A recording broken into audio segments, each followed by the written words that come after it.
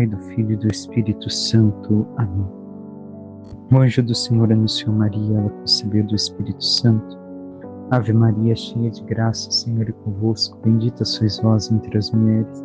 Bendito é o fruto do vosso ventre, Jesus. Santa Maria, Mãe de Deus, rogai por nós, pecadores, agora e na hora de nossa morte. Amém. Eis aqui a serva do Senhor, faça-se em mim segundo a vossa palavra. Ave Maria, cheia de graça, o Senhor é convosco. Bendita sois vós entre as mulheres, e bendito é o fruto do vosso ventre, Jesus. Santa Maria, Mãe de Deus, rogai por nós, pecadores, agora e na hora de nossa morte. Amém. O Verbo divino se fez carne e habitou entre nós. Ave Maria, cheia de graça, o Senhor é convosco. Bendita sois vós entre as mulheres, bendito é o fruto do vosso ventre, Jesus. Santa Maria, Mãe de Deus, rogai por nós, pecadores, agora e na hora de nossa morte. Amém. Rogai por nós, Santa Mãe de Deus, para que sejamos dignos das promessas de Cristo. Oremos, infundi, Senhor, em nossas almas a vossa graça, como vos pedimos, para que nós, que pela anunciação do anjo viemos a saber o mistério de vossa encarnação, paixão e morte de cruz, cheguemos um dia à glória eterna dos céus pelo mesmo Cristo, Senhor nosso. Amém. Caríssimo irmão e irmã, hoje celebramos a liturgia da segunda-feira da segunda semana do tempo comum. Seguimos com o livro de Samuel. Dentro pouco entraremos na história do rei Davi. Porém, hoje ainda escutamos quase que o encerramento do reinado do rei Saul. O texto de Samuel nos diz: naqueles dias, Samuel disse a Saul: basta, deixa-me dizer-te o que o Senhor me revelou esta noite. Saul disse: fala. Então Samuel começou: por menor que sejas aos teus próprios olhos, acaso não és o chefe das tribos de Israel? O Senhor ungiu-te rei sobre Israel e te enviou em expedição com a ordem de eliminar os amalecitas, esses malfeitores, combatendo-os até que fossem exterminados. Porque não ouviste a voz do Senhor e te precipitaste sobre os despojos e fizeste o que desagrada ao Senhor? Então vemos neste início Samuel questionando Saul por aquilo que fez, por não ter ouvido a ordem do Senhor. Tenhamos em conta, recordemos, o povo de Israel, ao ver que Samuel tinha uma descendência fraca e que não teria a mesma força e potência, por assim dizer, do profeta, então pediram um rei. Mas este rei que o Senhor lhes concede é porque o povo não confiava em Samuel e não confiava na providência divina. Achavam que o Senhor não pudesse mais suscitar alguém a um nível de Samuel para que governasse como juiz e profeta em Israel. Por causa da desconfiança do povo, pediram um rei. Pediram Saul, e o Senhor lhes concedeu. Porém, Saul ainda escutava o profeta. Mas vemos que agora encheu-se de si. Saul passa a realizar a obra como um rei qualquer, que não conhece a Deus, e toma decisões contrárias àquela que Deus lhe mandou. E aqui, qual é o questionamento para a nossa vida? Nós confiamos ou desconfiamos do Senhor nosso Deus?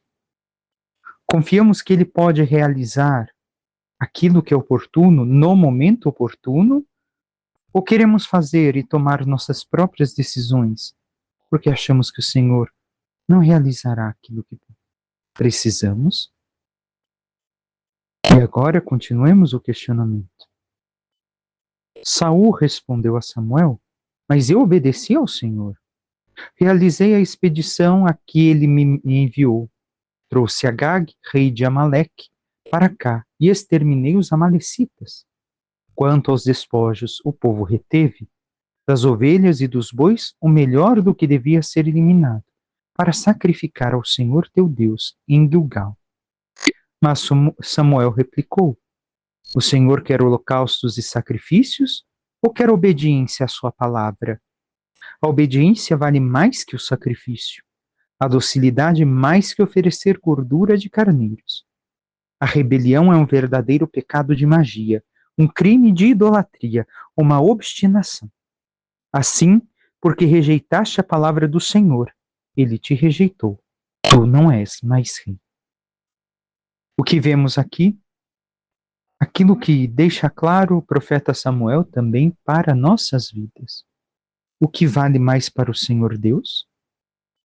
Que eu faça promessas, que eu faça votos, ou que eu seja fiel à sua palavra? Já é claro para nós. Fidelidade, doçura, aquilo que ele nos ensina, a obediência. Mas, muitas vezes, como Saul, nós fazemos o mesmo. Para justificar a nossa desobediência e erro, nós colocamos coisas boas. Mas espera, olha, o Senhor Deus mandou destruir tudo, até mesmo todos os animais. Porém, os melhores animais nós sacrificamos para Deus. O que há de errado nisso? O que há de errado é que o Senhor Deus havia dito: destruir tudo, tudo. O Senhor queria a obediência de Saul e do povo de Israel, o que ele não recebeu. Não recebeu a obediência à sua palavra. Ele que era o verdadeiro rei de Israel. E assim, irmão e irmã, nós devemos de olhar para a nossa vida e nos questionar se tantas vezes também não arrumamos, como Saul, desculpas para não encarar o nosso erro, para não afrontar aquilo que nós desafiamos a Deus, para dizer que fizemos algo bom. E como que Deus pode assim rejeitar aquilo que fazemos? Ora, simplesmente por mais que seja bom, se ele nos pedia outra coisa, nós devíamos de ter feito ou deixado de fazer aquilo que ele mandou, aquilo que ele pediu, porque ele não pediu os sacrifícios e holocaustos a Saul e ao povo de Israel. E eles fizeram. Queria, mais uma vez, repito, aquilo que diz o próprio profeta Samuel, a obediência à sua palavra. A obediência, a docilidade, vale mais do que outras coisas. Vale mais do que promessas, vale mais do que votos, vale mais do que tantas coisas. Eu viver a palavra e a vontade de Deus. E o quanto, irmão e irmã, temos feito isso? O quanto buscamos ser obedientes e dóceis ao Senhor, à sua palavra, à sua igreja, aos sacramentos. O quanto nos dedicamos a colocar realmente nos caminhos do Senhor, mais do que tentar fazer aquilo que nós achamos justo que o Senhor mereça de nossa parte. Por isso devemos meditar a palavra. Por isso devemos de ter uma vida de oração cada vez mais intensa, mais profunda, por assim dizer, para que, compreendendo a vontade do Senhor, coloquemos a docilidade e coloquemos-nos em prática de tudo aquilo que Ele nos pede, para não cometermos o mesmo erro de Saul. Aquilo que encerra dizendo o profeta: porque rejeitaste a palavra do Senhor, Ele te rejeitou. Que não seja esta frase também para nós, porque nós rejeitamos a Ele, porque nós rejeitamos Sua palavra por excelência, que é o Seu próprio Filho, Jesus, Ele nos rejeite. Vivamos o que o Senhor nos pede. Pouco a pouco, nos adequemos à Sua palavra, o máximo que podemos, até sermos inteiramente do Senhor. O Salmo 50 nos diz: a todo homem que procede retamente, eu mostrarei a salvação que vem de Deus. A quem será apresentada a salvação? A quem será concedida a salvação? A quem procede retamente. A quem procede segundo a palavra de Deus. Aquele que procede segundo os seus ensinamentos. E segue o Salmo dizendo: eu não venho censurar teus sacrifícios, pois estão sempre perante mim teus holocaustos. Não preciso dos novilhos de tua casa, nem dos carneiros que estão nos teus rebanhos. E mais adiante, no segundo verso, continua o questionamento do Senhor, mas diz: como podes repetir meus preceitos, minha aliança, Tu que odiaste minhas leis e meus conselhos, e deste as costas às palavras dos meus lábios? Então vemos no Salmo, mais uma vez, que aquilo que o Senhor mais quer é que nós amemos sua lei, vivamos seus conselhos e não abandonemos aquilo que ele nos ensina. Para vivermos aquilo ou ofertarmos a ele, mais uma vez, repito, aquilo que nós achamos que devemos. Não, não é isso que o Senhor quer. É aquilo que ele nos pede, é aquilo que ele nos oferece, é aquilo que ele nos ensina. Por fim, o Evangelho de São Marcos, que nos diz: naquele tempo, os discípulos de João Batista e os fariseus estavam jejuando. Então vieram dizer a Jesus: por que os discípulos de João e os discípulos dos fariseus jejuam e os teus discípulos não jejuam? Jesus respondeu: os convidados de um casamento poderiam, por acaso, fazer jejum enquanto o noivo está com eles? Enquanto o noivo está com eles, os convidados não podem jejuar. Mas vai chegar o tempo em que o noivo será tirado do meio deles. Aí então eles vão jejuar. Ninguém põe um remendo de pano novo numa roupa velha, porque o remendo novo repuxa o pano velho e o rasgão fica maior ainda. Ninguém põe vinho novo em odres velhos, porque o vinho novo arrebenta os odres velhos e o vinho e os odres se perdem. Por isso, vinho novo em odres novos. Palavra da salvação, glória a vós, Senhor. Temos o questionamento do jejum. Recordemos, por que estão questionando? Realmente os discípulos de Jesus não jejuavam? Não, jejuavam sim. Só que recordemos que os discípulos de João e os fariseus jejuavam mais de uma vez por semana, mais do que aquilo que era prescrito para que todos os judeus fizessem. E já que Jesus parece um mestre proeminente, estão cobrando de Jesus o mesmo que eles vivem. Mas Jesus lhes indica: sim, vão jejuar, no momento oportuno, quando tudo for renovado e compreenderem profundamente o jejum.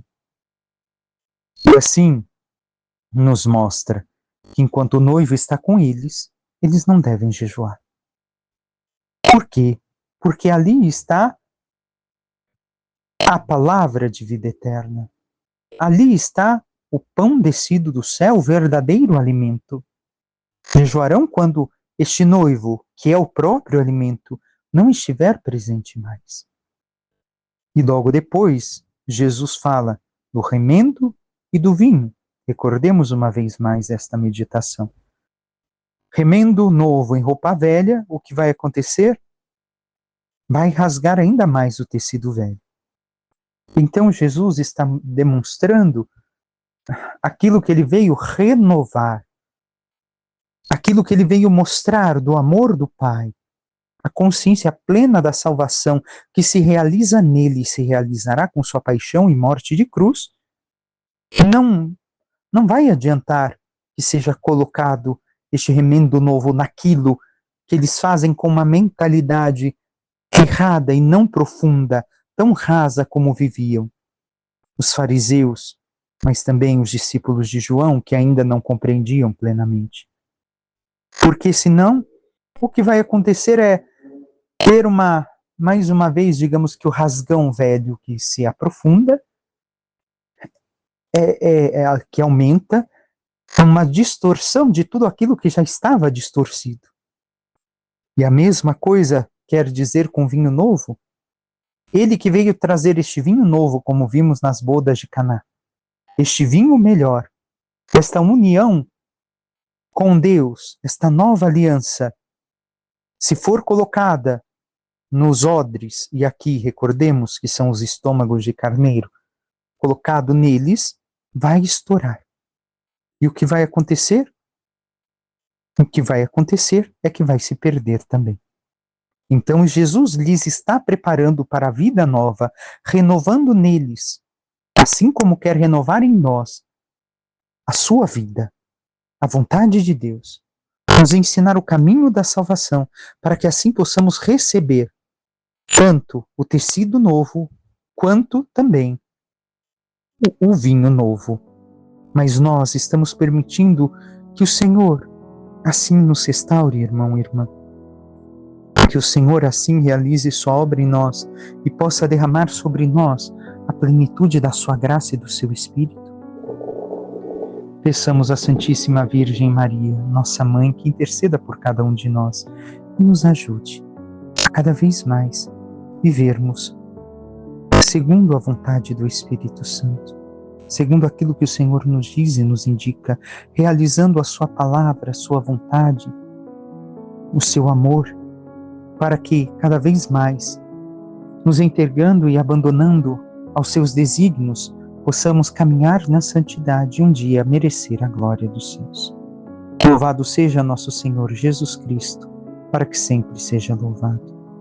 Por intercessão da Santíssima Virgem Maria, de todos os santos e anjos de Deus, desça sobre vós, vossas famílias, vosso trabalho e tudo que vos pertence, a bênção do Deus Todo-Poderoso, Pai e Filho e Espírito Santo. Amém. Um santo e abençoado dia a todos.